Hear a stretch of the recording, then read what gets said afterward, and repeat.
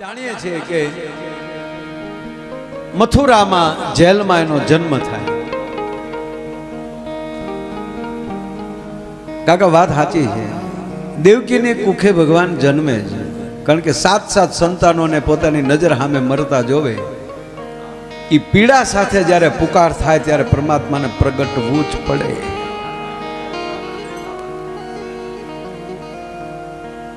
પણ જશોદાના શું ભાઈ,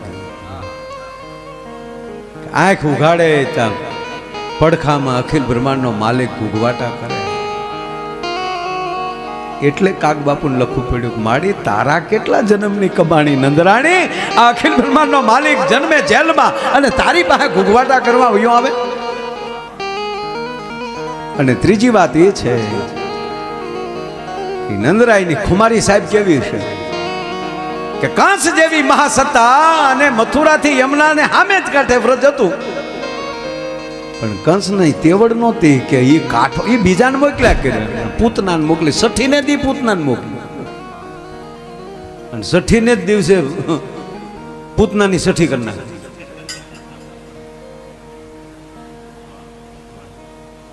આવું બધું કંસ મોકલ્યા કરે છે, પણ કંસની હિંમત નથી હાલતી કે ત્યાં જવાય. આ ભાગવત કથા જેટલા સાંભળી લ્યો ને,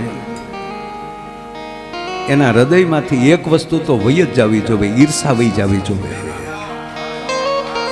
આજે ઈર્ષા છે ને માળે, એ આપણે હેરાન કરી દે કે એમ ફલાણા ભાઈ આવું કરે. એ ઈર્ષા કરનાર માણસ તો કોઈ દી આગળ નથી જ આવી શકવાનો, 110%. પણ એને લીધે સમાજને બહુ નુકસાન થાય છે.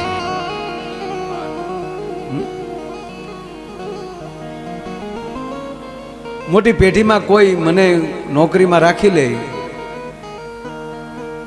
કે ભાઈ ભલે આયર છે પણ છોકરો સારો છે, અને પછી જ્યારે એ પેઢીમાં હું કાંઈ નુકસાન કરાવું, એનું કાંઈ હું ખોટું કરું, એ મને તો એકને નફો થઈ જાય, હું ગમે મારું કરી લઉં, પણ એને હિસાબે મારા 400 છૂટા થાય એનું શું? એક વ્યક્તિ ખરાબ કરે એટલે કે ભાઈ ના, એ આયરના દીકરાને ન બેસાડાય, એ જો આ ગોબો ઉપાડ લે.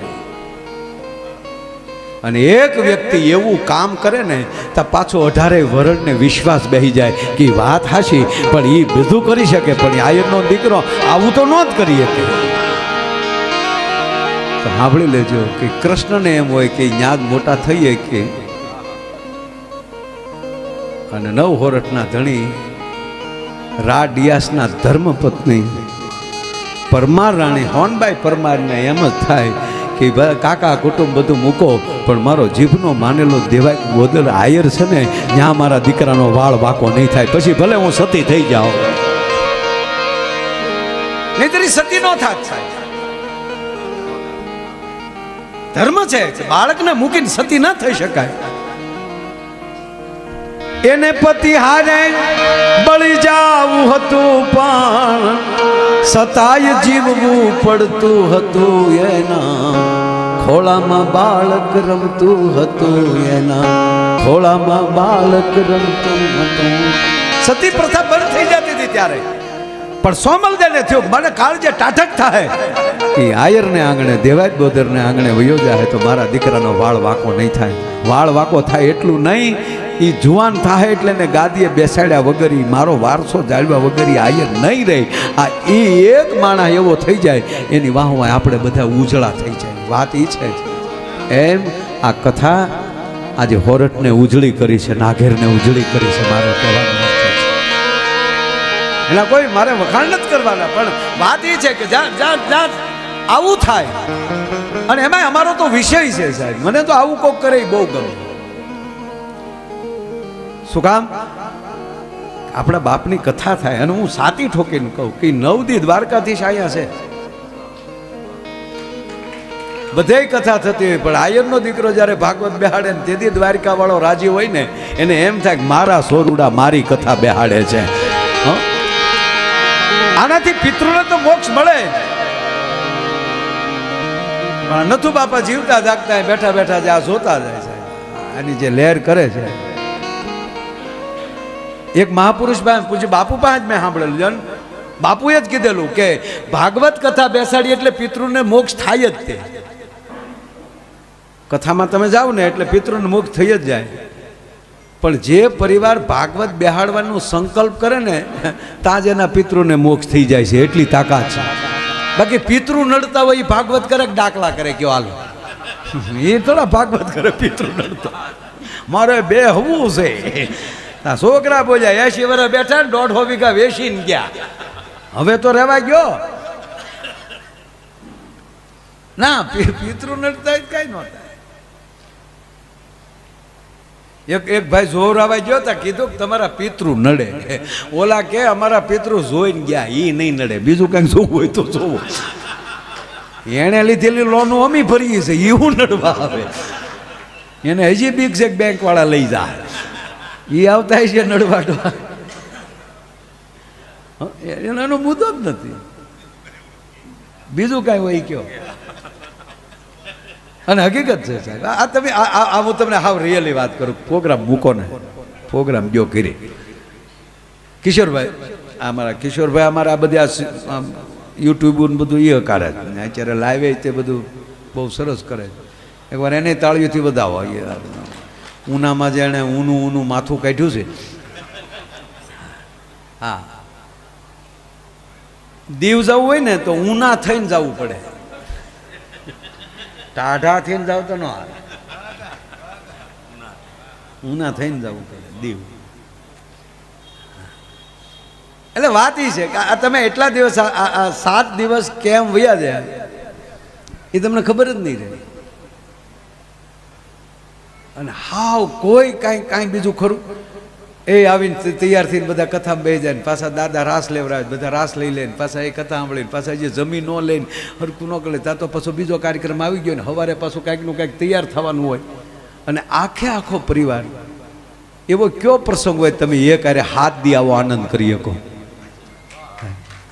આ દ્વારકાધીશની પૂર્ણ કૃપા થાય ને ત્યારે હરિદ્વારમાં આખા પરિવાર આવી રીતે આનંદ કરતા હોય, એમણામાં ન થાય. તમારે લખો ત્યાં લખેલું આ ભેગું પૈસા ગમે ત્યાંથી મળવાના સાહેબ, એ તો કરવું જ જોઈએ ને. હું તો એમ કહું ધંધો કરજો જ તે કાંઈ ધંધા. આ રૂપિયા આપણે એમ કે રૂપિયો હાથનો મેલ છે ને આમ છે ને તેમ છે ને, આ રૂપિયા વગર થાય? હા, બધાને કરવી આવી ભાગવત કરતા. પણ ધરમસિંહભાઈ ક્યાં લેવા દાવા? ધનરાજભાઈ ક્યાં જાય? ધરમસિંહભાઈ ઘણું માથું ઓછું કરે, પણ ધનજીભાઈ નો હોય તો શું થાય? પછી એમ કે તુલસીભાઈ છે તો હાલ છે, તુલસીનું પાન જજો. ના, બધું દેવું પડે અહીંયા. આ બધું ભાડે લેવું, આ બધું કઈ નાની મના ખેલ છે. આ પ્લેનમાં બધાને લઈને આવ્યા. હા,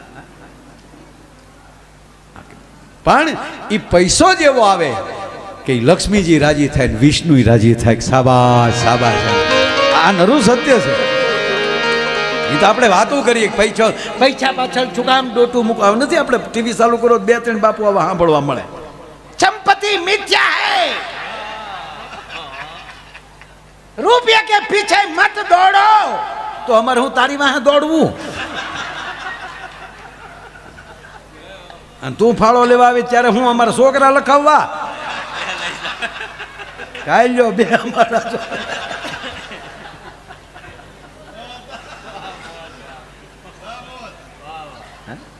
ના, એ વ્યવસ્થામાં જોવે જ. પણ ભગવાન પાસે માંગણી એવી કરો કે હે નારાયણ, તું સંપત્તિ દે તો એવી દેજે કે એની હારે અમે આનંદ કરી શકીએ, તારું કામ કરી શકીએ. અને એ લક્ષ્મી હાથી ઉપર બેસીને આવે. લક્ષ્મીના વાહન છે હાથી અને બીજું વાહન છે ઘૂડ. એ ઘૂડ ઉપર બેસીને લક્ષ્મી આવ્યા હોય તો એ ગોબો ઉપડી જાય, ક્યારે નહીં ઉડી જાય નક્કી નહીં સંપત્તિ. પણ હાથી ઉપર જ્યારે ઐરાવત ઉપર બેસીને આવ્યું હોય જ્યારે, તો બાપુ એને આવે ધીરે ધીરે. અને પછી હાથી બેસી ગયો હોય પછી ઊભો ન થઈ શકે. પછી આવા કાર્યોની અંદર જ્યાં વિષ્ણુ રાજ્ય થતા હોય, નારાયણ રાજ્ય થતો હોય, એવી જ મજા આવે. ગ્રેગભાઈ સપ્તાહ બેહાડી વેવાઈ બંદૂક લઈને આવ્યા. તે પોથી યાત્રા હાલતી હતી અને એને કર્યો ભડાકો. વેવાઈના કાન પાસે જ કર્યો. યજમાન હતા કે નહીં, એના કાન પાસે, યજમાન પાસે જ ઉભેલા. અને કાનની ધાકો પડી ગઈ, ધાપ થઈ ગયું. તો ન આમ તો હાથ દી સુધી કથા બઈ હાવ ધબો નારાયણ ધાતકૂદ બેહી જી ભટ્ટ દાદા જે બોલે આ ગરધણી આમ જ કરે બધા બીજા કે હું કે એલા હું કે ભાગ હોય તો જ સાંભળીએ કાંઈ ના હાથ દી હાવ ધબો ના ને હાથ દી પછી પાછી કથામાં નટુ કાકા પોથી યાત્રા નીકળે એ પાછી પોથી યાત્રા નીકળે ને વેવાય પાછા પડે ઘસડ્યા બાર અડ જશે ઓલા કેટલા રાજી થાય એકનું નામ લઉં અને કાલે ભગાકા તમે સીધા સરળ પોલિટિકલ હોઈ ગયા બાકી અમે જે અહીંયા હવાનું કરી છે કાલે આમ જો આવા 10 ડાયરા ભેગા કરો તો એ ડાયરો નો ખૂબ આનંદ તમને સંભાળ્યા બહુ એ પાછી પોથી યાત્રા નીકળી ને એટલે પાછી બંદૂક તો ખંભે જ હતી એ જ્યાં પાછો ધડાકો કર્યો ત્યાં કાનની ધાકો ખુલી ગઈ બોલો લ્યો પછી કીધું હાલે લે રામ રામ રામ રામ બાકી તો રીંગણા દાલ્યા કર્યા પણ મોર બની થન ગાદ કરે મન મોર બની થન ગાદ કરે મોર બની થન ગાદ કરે મન મોર બની થન ગાદ કરે એ નંદ ઘેરા નંદ ભયો જય કનૈયા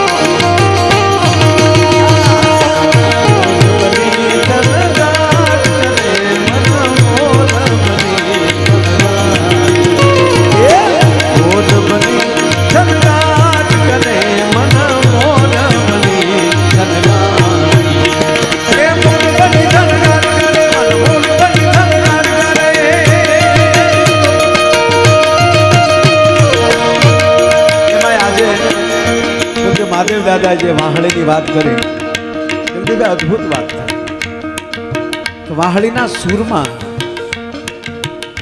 આ મારે કેવું હોય નટુ કાકા તો હું કહી શકું કારણ કે સાબે ભીખુ કાકા બેઠા છે આ બધા વડીલો આપણા જેટલા વર્ષ થયા એની કરતાં 3 ગણો તો એને સમાજનો અનુભવ છે આગળ આ બધા મહાપુરુષો બધાની સાથે ખૂબ બેઠેલા છે લખમણ બાપા બેઠા છે શ્રીરામ સાહેબ હા અમારા હરસુરભાઈનો અમારો પ્રોગ્રામ રાખેલો ઘણા વર્ષો પહેલાં હરસુરભાઈને કીધું કે અંબુદાનું સારું બોલી દે હરસુરભાઈ કે એક માણા આખું બિલ્ડિંગ લઈ લે એ શાળા કરાય એટલે હું શું કર્યું પછી કીધું કે તમારે એમ નથી બોલવાનું મને કહેવું જોઈએ ને આવું એટલે વર્ષોથી બધા પણ આજની કથાને લઈને હું કહું આ વાહળી આ શરીર છે ને એ ભગવાને વાહળી જ બનાવી છે તમે એને ક્યાં સૂરમાં વગાડવા માગો છો તમારો સૂર કયો છે? અને હકીકત કહું કાકા, મને એટલા સમયમાં, મારા એટલા વર્ષના અનુભવમાં મને હજી સુધી ખબર નથી પડી કે આને સારું કહેવાય ને આને મોડું કહેવાય. આપણે જ્યાં જાય ત્યાં સારું, જ્યાં જેની માત્રા વધારે એ સારું હોય. સાહેબે જે શર્ટ પહેર્યો છે એ શર્ટને આઈનું આ શર્ટનું એક ખાલી ટપકું કરો તો એમાં ડાઘ લાગશે. શું કામ? ત્યાં બ્લેક માત્રા વધારે છે, અહીંયા રેડ માત્રા વધારે છે. આગળ એનું ટપકું અહીંયા કરો તો આમાં ડાઘ લાગશે. બેને અડધું અડધું કરશે ને તો ડિઝાઇન લાગશે. આપણી અંદર શેની માત્રા વધારે છે એના ઉપર આધાર છે. આપણે આને ક્યાં રાખવા માંગીએ છીએ? એટલે મને જૂનું ગીત યાદ આવ્યું. આ વડીલો બેઠા ને બધા, એટલે એ રંગ મોરલડી વાતમાં વહેતી રહે, એ રસ ઘેલાને કાનમાં કહેતી રહે, રંગ મોરલડી વાતમાં વહેતી રહે. એ આજ મેળે મળેલ પાછા મળશે નહીં. આજે જે મળ્યા એ પાછા નહીં મળાય. હા, મળશું પણ બીજા કામે, આવા રંગમાં નહીં હોય. આજની રાત નહીં, આજનો જે આનંદ એ આનંદ નહીં મળે. ગંગાના એકના એક પ્રવાહમાં બીજી વાર નાય નો એકો. સાહેબ પગ મૂકો તો એક પ્રવાહ વયો ગયો હોય.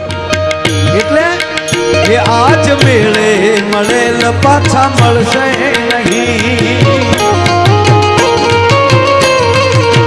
એ વહી જાતા આ વેણ પાછા વળશે નહીં.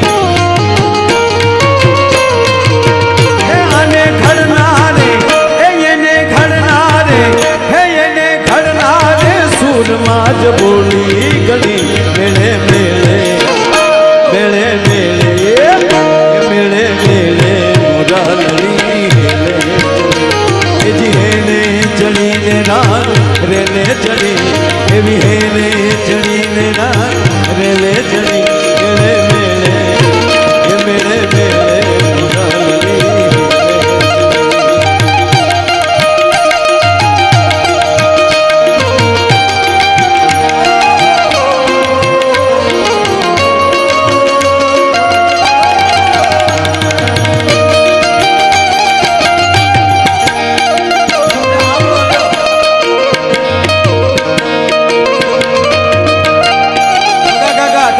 ગીત છે આ ભગા કાકા માટે.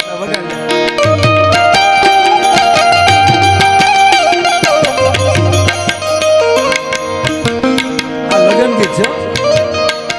આ ગીત છે ને હિન્દીમાં છે પણ લગન ગીત છે, અને એ પહેલા ફેરાનું ગીત છે. વગાડતો છોકરા.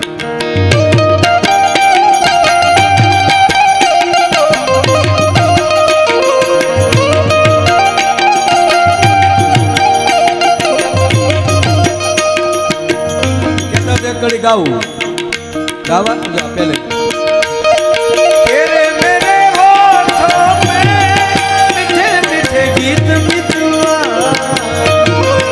એનો અર્થ આપણા મોઢામાં મીઠું જ નીકળવું. આ ફેરો ચાલુ થાય. આગે આગે ચલો તું પીછે પીછે ગીત મિતવા.